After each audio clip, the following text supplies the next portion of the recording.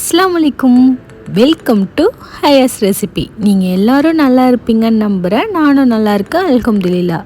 இன்றைக்கி சூப்பரான chicken fry recipe தாங்க பார்க்க போகிறோம். நார்மலாக செய்யாமல் கொஞ்சம் வித்தியாசமாக ரொம்பவே டேஸ்டியாக, மசாலா கொஞ்சம் கூட ஒட்டாமல் சூப்பர் சாஃப்டான சிக்கன் ஃப்ரை ரெசிபி தாங்க பார்க்க போகிறோம். வீடியோ முழுசாக பார்க்குறதுக்கு முன்னாடி என்னோடய சேனல் இப்போ தான் ஃபஸ்ட் டைம் பார்க்குறீங்கன்னா மறக்காமல் சப்ஸ்கிரைப் பண்ணிக்கோங்க. நான் அதுக்காக 1 கிலோ சிக்கனை நல்லா கழுவி இதை மாதிரி கோடு போட்டு வச்சுருக்கேன், மசாலாலாம் நல்லா உள்ளே இறங்கிறதுக்காக.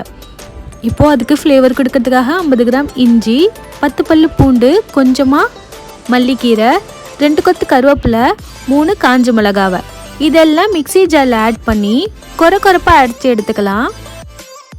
நீங்கள் மசாலாவை இதை மாதிரி அரைச்சி ஆட் பண்ணும்போது அவ்வளோ ஃப்ளேவர்ஃபுல்லாக இருக்கும். கண்டிப்பாக இந்த மெத்தடில் நீங்கள் ட்ரை பண்ணி பாருங்கள். தண்ணி எதுவும் சேர்க்காமல் கொரப்பாக அரைச்சி எடுத்துக்கலாம். இப்போ நம்ம அரைச்சி எடுத்து வச்சுருந்த மசாலாவை அப்படியே சிக்கனில் ஆட் பண்ணிக்கலாம்.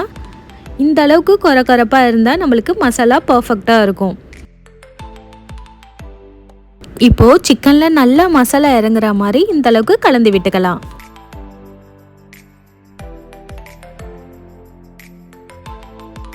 இப்போது சிக்கனுக்கு தேவையான அளவு உப்பு ஆட் பண்ணிக்கலாம்.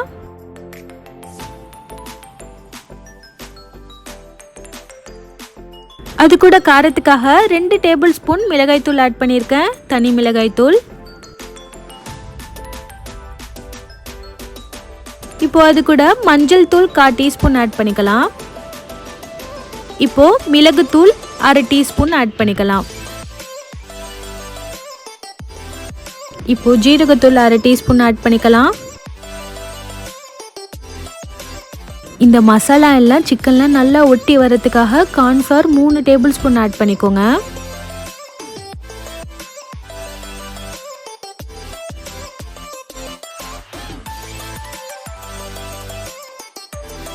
இப்போது கார்ன்ஃப்ளவர் ஆட் பண்ணதுக்கு அப்புறமா ஒரு லெமனை இதை மாதிரி சாறு புழிஞ்சு வச்சுருக்கேன், அதையும் ஆட் பண்ணிக்கலாம். நீங்கள் லெமன் சேர்க்கும்போது கோழி நல்லா பொசன்னு இருக்கும். அது கூட ஒரு முட்டையை ஆட் பண்ணிக்கலாம். நீங்கள் முட்டை சேர்த்து இந்த மசாலாவை பெரட்டினீங்களா நம்மளுக்கு மசாலா கொஞ்சம் கூட உதிரியாக வராமல் நல்லா கோழி கூட ஒட்டி வரும். இப்போ நான் கலருக்காக ரெட் ஃபுட் கலர் ஆட் பண்ணியிருக்கேன். நீங்கள் வேணான்னா அதை ஸ்கிப் பண்ணிடலாம். இப்போ நம்ம போட்டு வச்சுருக்க எல்லா மசாலாவையும் இதை மாதிரி நல்லா கலந்து எடுத்துக்கலாம். இப்போது மசாலாலாம் நல்லா கோழி கூட சூப்பராக கலந்து எடுத்தாச்சு பாருங்கள், நல்லா மசாலா ஒட்டி வந்திருக்கு. இதை அப்படியே நம்ம கண்டிப்பாக 1 மணி நேரமாவது மூடி போட்டு வச்சிடணும். அப்போ தான் நம்மளுக்கு கோழியில் மசாலாலாம் நல்லா ஒட்டி வரும். 1 மணி நேரத்துக்கு அப்புறம் ஓப்பன் பண்ணி பார்த்தா நல்லா கமண்டு மசாலாலாம் கோழியில் இறங்கி நம்மளுக்கு சூப்பராக மேரினேட் ஆகி வந்திருக்கு. இதை அப்படியே நம்ம பொரிச்சு எடுக்க போகிறோம்.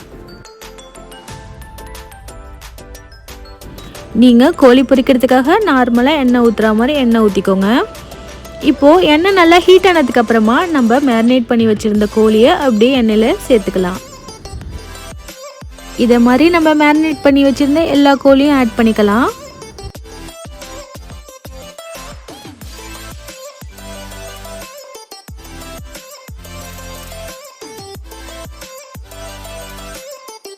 இதை இன்னுமே வாசனையாக்கிறதுக்காக மேலே கொஞ்சமாக இதை மாதிரி கருவேப்பிலையை ஆட் பண்ணிக்கோங்க.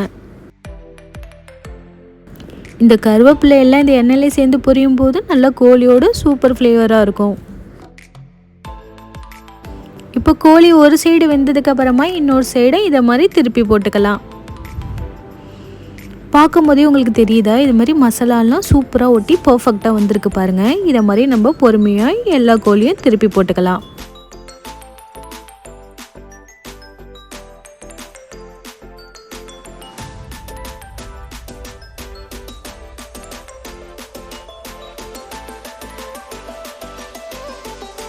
இதை மாதிரி கோழியை 2 சைடும் திருப்பி போட்டு நல்லா வேக வச்சு எடுத்தால் நம்மளுக்கு சூப்பர் மொறுமொறுப்பான நல்லா வாசனை உள்ள சிக்கன் ஃப்ரை ரெடி ஆகிடுங்க. இது நார்மலாக செய்யாமல் இந்த மெத்தடில் ஒரு நாள் நீங்கள் செஞ்சு பாருங்கள். கண்டிப்பாக கோழியும் நல்லா பொசப்பாக உங்களுக்கு சாப்பிட்றதுக்குமே ரொம்ப மசாலாவோட ஃப்ளேவர்ஃபுல்லாக இருக்கும். சூப்பராக கோட்டிங் ஆகி வந்திருக்கு பாருங்கள். இந்த மாதிரி 2 சைடும் வெந்ததுக்கப்புறமா எண்ணெய் விட்டு எடுத்துடலாம். நீங்கள் அடுத்த முறை சிக்கன் செய்யும்போது இந்த மெத்தடில் நீங்கள் செஞ்சு பாருங்கள். கண்டிப்பாக உங்கள் எல்லாருக்குமே ரொம்பவே பிடிக்கும்.